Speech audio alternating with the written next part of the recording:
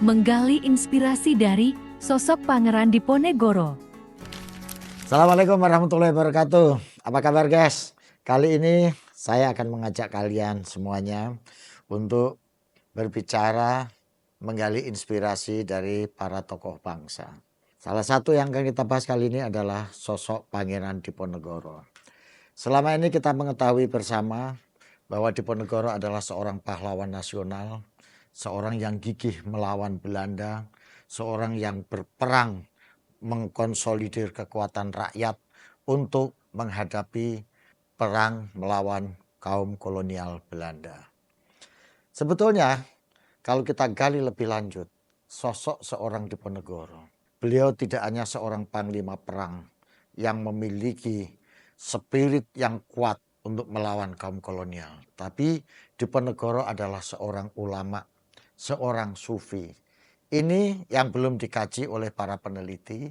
Salah satu sosok yang mengkaji Diponegoro dari sisi ini adalah Zainul Milal Bizawi. Nah, dari penjelasan Milal Bizawi yang mencoba menggali spiritualitas Diponegoro, terbuka bahwa seorang Diponegoro itu adalah seorang ulama.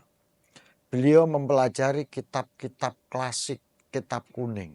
Beberapa kitab yang dipelajari oleh Pangeran Diponegoro di antara lain adalah kitab Takrir di bidang fikih karya Imam Sujai, kitab Muharrar karya Imam Rafi'i, ini di bidang fikih.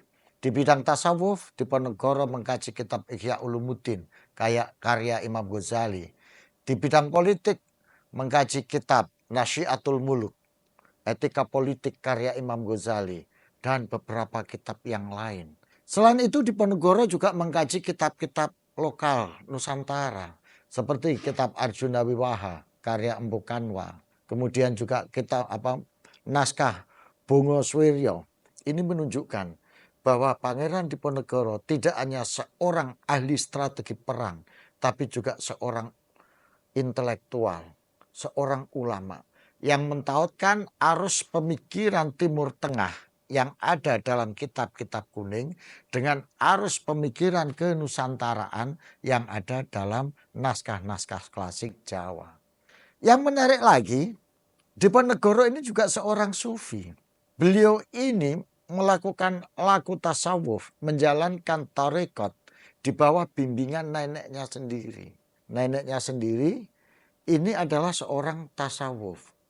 Nah, Nyi Ratu Ageng ini adalah nenek dari Pangeran Diponegoro.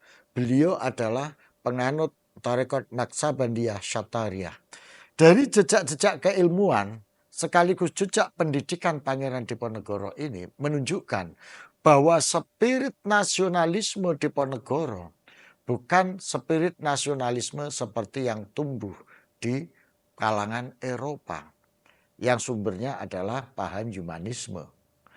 Sementara yang saya pahami dari berbagai genealogi pemikiran Pangeran Diponegoro ini menunjukkan bahwa spirit nasionalisme Diponegoro adalah refleksi dari keilmuan religiositas yang berasal dari akar-akar laku tarekat tasawuf Naksabandiyah Syatariah dengan paham-paham pemikiran spiritualitas Jawa yang ada dalam naskah Jawa. Nah, ini guys, sisi lain dari Pangeran Diponegoro yang tidak banyak diungkap oleh para sejarawan. Gerakan nasionalisme Diponegoro ini bagi saya merupakan embrio atau genetiknya, embrio otentik dari gerakan nasional bangsa Nusantara yang mengilhami gerakan-gerakan nasionalisme berikutnya. Maka saya memahami nasionalisme bangsa Nusantara itu tidak dimulai dari gerakan kaum intelektual produk politik etis yang itu selalu dinyatakan bahwa akarnya adalah 1908 berdirinya Budi Utomo dimotori oleh para pelajar-pelajar dan mahasiswa serta kaum pedagang ya.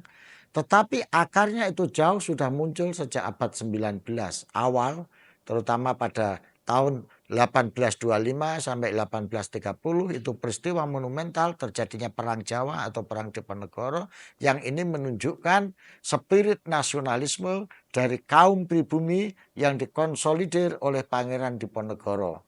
Dan sosok Pangeran Diponegoro adalah seorang ulama, seorang pangeran, sekaligus juga seorang ahli strategi perang. Nah, ini menarik guys. Jadi kita bisa mengambil inspirasi dari Pangeran Diponegoro ini bahwa tumbuhnya spirit nasionalisme itu otentik berangkat dari semangat untuk melawan kaum kolonial yang dianggap sebagai orang-orang dolim, orang-orang menindas yang perlu dilawan dan perlu dihadapi sampai dengan pertempuran di medan perang. Ini melengkapi informasi selama ini bahwa Pangeran Diponegoro juga mempelajari sistem pemerintahan Turki Utsmani. Yang itu sering digembar-gemborkan oleh beberapa peneliti lain bahwa Diponegoro memiliki hubungan dengan pemerintahan Turki Utsmani.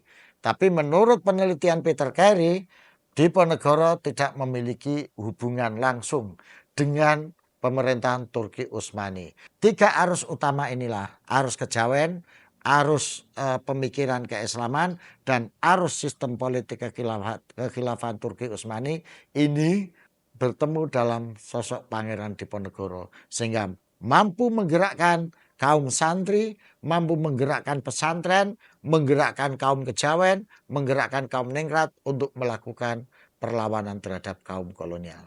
Saya bisa mengatakan bahwa Pangeran Diponegoro adalah seorang perajut yang menyatukan 3 arus. Arus kejawen, arus Islam, dan arus kekhalifahan atau pemikiran politik yang ada di Turki. Ini guys, mudah-mudahan bisa menjadi inspirasi bagi kita untuk menggerakkan spirit nasionalisme dalam konteks kekinian. Terima kasih. Sampai jumpa. Assalamualaikum warahmatullahi wabarakatuh.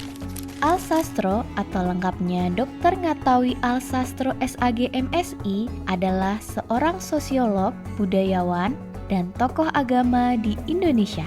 Alsastro aktif beraktivitas sebagai akademisi dan berkesenian, serta selalu keliling Indonesia menyapa berbagai kalangan masyarakat sebagai upaya untuk terus merajut keberagaman bagi Indonesia Raya.